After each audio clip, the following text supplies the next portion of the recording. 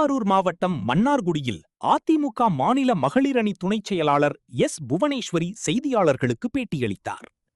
அப்போது தமிழகத்தில் பெண்களுக்கு எதிரான பாலியல் வன்கொடுமை நாளுக்கு நாள் அதிகரித்து வருகிறது. தமிழக முதல்வர் விஜய் பெண்களுக்கு எதிராக எந்தவிதமான குற்றமில்லாத அரசாக இருந்து வருவதாகவும், ஆட்சிக்கு வந்த பிறகு உங்களை சகோதரியாகவும் சகோதரனாகவும் உங்கள் வீட்டில் ஒருவனாகவும் தாய்மாமன் சீர்தருகிறேன் என சொன்னார். எல்லாத்தையும் சினிமா வசனம் போல் பேசி வருகிறார். பெண்களுக்கு எதிரான குற்றங்கள் நாளுக்கு நாள் அதிகரித்து வருகிறது. தமிழகத்தில் குற்றச்சம்பவங்களில் ஈடுபட்டவர்கள் அதிகமானோர் தாவகவைச் சேர்ந்தவர்கள்தான். தாவக ஆட்சிக்கு வந்து 34 நாட்களான நிலையில் சுமார் 207 பாலியல் குற்றங்கள் பதிவாகியுள்ளது. இதுவரையிலும் பதிவு செய்யப்படாத குற்றங்கள் அதிகமாக இருக்கிறது. அதில் 106 குற்றங்கள் குழந்தைகளுக்கு எதிராக உள்ளது. எவ்வளவு மோசமான ஆட்சியாக தமிழக வெற்றிக் கழகம் இருந்து வருகிறது.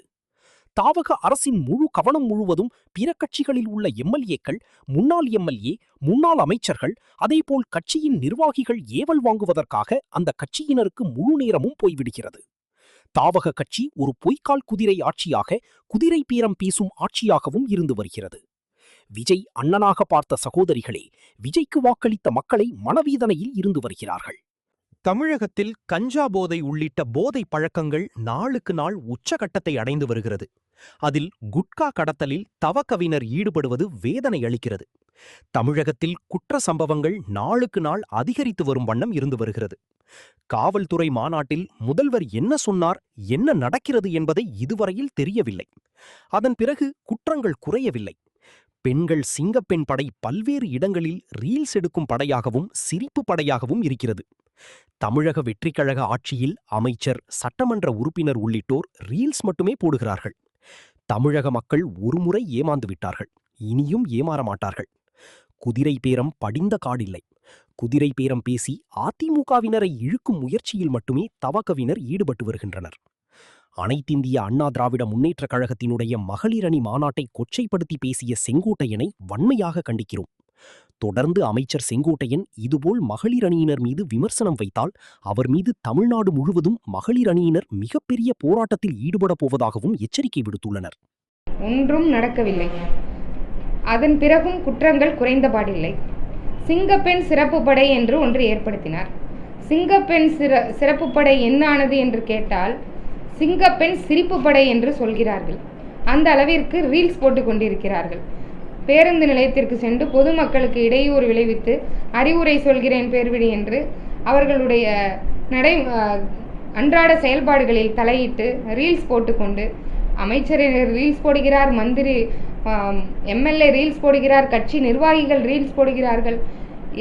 ரீல்ஸ் போட்டு தொடர்ந்து மக்களை எவ்வளவு நாள் ஏமாற்ற முடியும்? ஒரு முறை ஏமாந்த மக்கள் மீண்டும் ஏமாற மாட்டார்கள். குதிரை பேரம் ஓய்ந்த பாடில்லை, நாளுக்கு நாள் அதிகரித்து வருகிறது. எப்படியாவது அனைத்திந்திய அண்ணா திராவிட முன்னேற்றக் கழகத்தை குதிரை பேரம் நடத்தி எல்லோரையும் இழுத்து விடலாம் என்று நினைக்கிறார்கள். இது ஒருபோதும் நடக்காது. சென்ற வருடம் அனைத்திந்திய அண்ணா திராவிட முன்னேற்றக் கழகத்திலிருந்து தவேகாவில் தன்னை இணைத்து கொண்ட மூத்த நிர்வாகி திரு செங்கோட்டையன் அவர்கள் 2 நாட்களுக்கு முன்பு நடந்த அனைத்திந்திய அண்ணா திராவிட முன்னேற்றக் கழகத்தின் மகளிர் கலந்தாலோசனை கூட்டத்தை விமர்சித்திருக்கிறார்.